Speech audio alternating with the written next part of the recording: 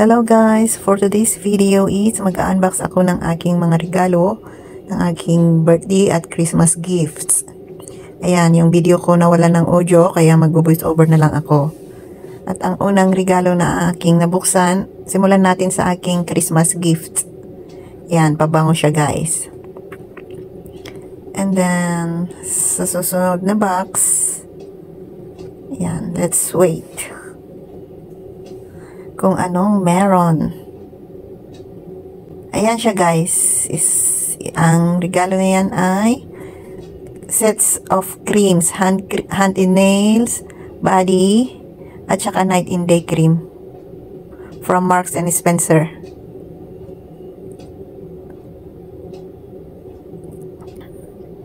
Ano pa? Yan, i-adjust natin yung cam kasi masyadong malapit. Yan. Ang sunod na box ay mga sweets. Yan. Biscuits from Godiva. Panettone bread. Italian Christmas dessert.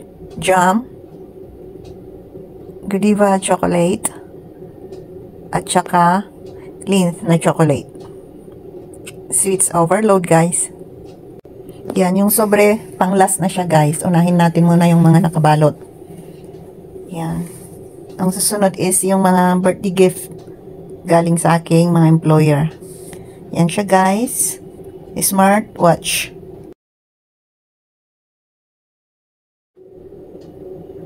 Yan guys. Meron pang macarons at saka biscuit.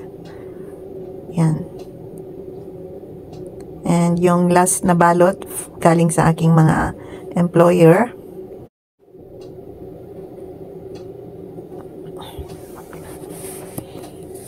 Ay na wow, pang winter. Yan, may magamit ako pag maglakad ako ng aso.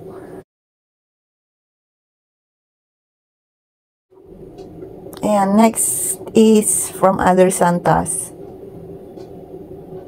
Ano yan? Vitamin C siya guys. And then the next balot is pabango from Bath and Body. And then another balot is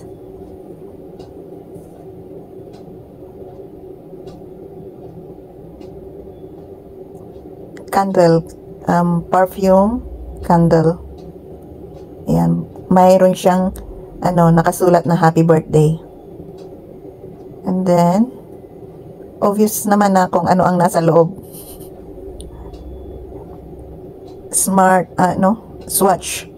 Swatch watch.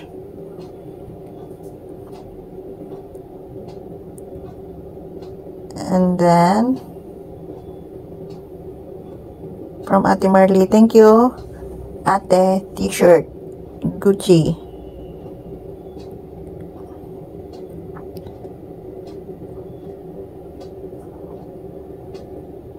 Yan, tapos na guys yung mga nakabalot.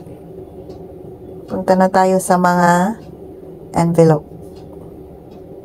Ayan. Smile na ako dyan. First is yung aking birthday card. Ayan. Ang birthday card. Na may greetings at may nakalakip na 500 dirhams. 500 dirhams guys. Cash gift. Nela Boss. And then punta na tayo sa aking Christmas card. Yan, tawang-tawa ako dyan kasi bumangon na yung kasama ko. Makiusyoso na raw si Basang. Yan, my greetings. And meron ding nakalakip na 1,500 dirhams guys. Cash gift ko Christmas.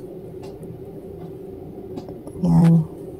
Kanyang kagalante sila Baxter, Bailey, and Pina. Yan. Happy na Christmas na, birthday pa daw. Yan, 2,000 ang aking regalo. At meron pang isang envelope para sa aking mga anak. Meron din sila guys. Taon-taon, di nila nakakalimutan na magbigay din ng sobre. Yan guys, my greetings at saka 500 dirhams din para sa mga anakis ko. Yan. Yan siya guys. Merry Christmas and Happy New Year. Meron pang pahabol guys. Pagkatapos kong mag-unwrap ay may kumatok yung alaga ko. Dala-dala niya yung regalo niya na isang crystal tea light holder.